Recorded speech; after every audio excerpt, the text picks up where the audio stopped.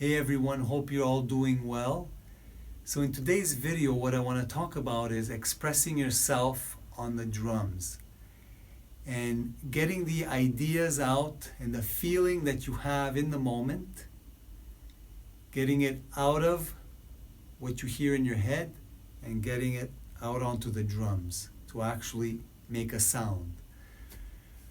So this is something that I practiced a lot over the years, and I still practice today, because I would have difficulty playing what I felt in the moment. I'd get stuck a lot. I'd get stuck independence-wise, coordination-wise, placement of notes, and I wouldn't be able to carry out what I was hearing in my head.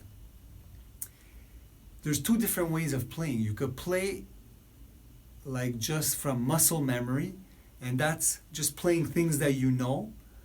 And then there's a way of playing in the moment, playing on the edge, and playing not necessarily things you know, but playing things that you hear in the moment. And maybe it's not things that you technically know how to play, or coordination-wise know how to play, or where the notes are placed in time. So this is something that you could practice. And I started working on this years ago, and it really helped my playing a lot, and it really got me playing from a more inspired place.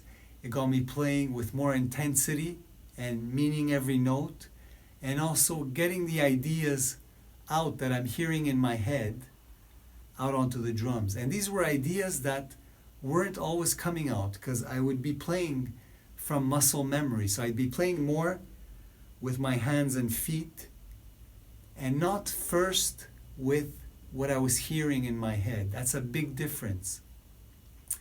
So I'm just going to show you how I worked on this. So the first step was that I started singing whatever I was hearing and feeling, just out of my mouth. And this is a lot easier to sing just out of your mouth than to play with your hands and feet.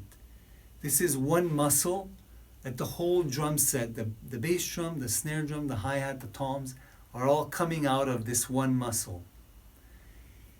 When you play on the drum set, you have these four limbs that have to carry out all these instructions that are happening in your head. So there could be a delay, and there could be technical problems. So the first thing I did was just start singing whatever it is that I felt. So you don't have to be a beatboxer. You just, whatever sounds you need to make to get your ideas out.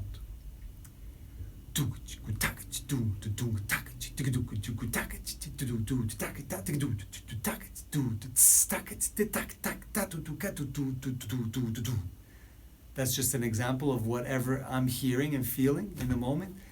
For every one of you, it's going to be something different. And that's the whole special thing about this, is that each one of you is going to have something unique coming out of you that maybe has never come out before. Okay, so the first step is do that. Just, you could sing while you're walking, while you're driving, whatever. Just whatever you feel in the moment, just start singing. Okay, so the next step is to put whatever it is that you're singing onto the drums. So the first thing that I did was I really slowed everything down, because at that point it was too quick to follow everything. So really slow everything down, really slow, and start singing something very slow. Just something like do kra kraku do do chi chi ka chi ka do do do do ka do do do do do. While you're singing very slow, then you're going to start copying whatever sounds you're singing with your limbs.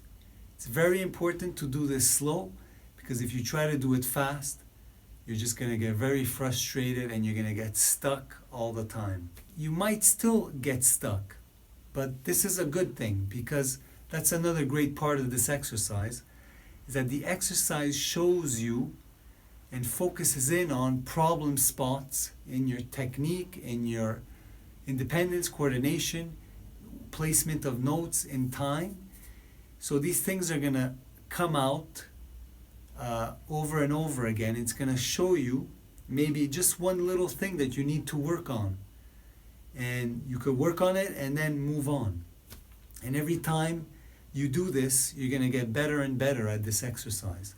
And also, the more time you do this exercise, you'll get better and better at your limbs reacting to what it is that you're hearing. Because at the beginning, there might be a delay between what you hear and what actually a movement that comes out. So your body is carrying out whatever it is that your mind, or whatever you want to call it, what you're feeling. So some of you might probably be thinking this exercise is not really a great exercise, it's not going to do anything. But this is a very powerful exercise, and if you practice it every day, a little bit every day, or as much as you can, you're going to notice huge changes in your playing. It'll be the difference between playing just what you know and kind of playing from a mechanical place to playing from an inspired place with intensity and with new, fresh ideas that maybe have never come out but are in there waiting to come out. So I just want to say that the most important thing to do in this exercise, and to get this exercise to make sure you're doing it right, is you have to make sure that your limbs are following whatever is coming out of your mouth, the sound coming out of your mouth, and not the other way around, that your mouth is following your limbs. Because if you've been playing from muscle memory, the habit is to play with your limbs leading. But this is something else. You have to really lead with your mouth and sing whatever you're feeling, and you got to follow that with your limbs. But this is all happening in real time. So that's why you really have to slow it down. So I hope you guys got something out of this lesson. I hope you guys start practicing it. And I'll see you guys next time.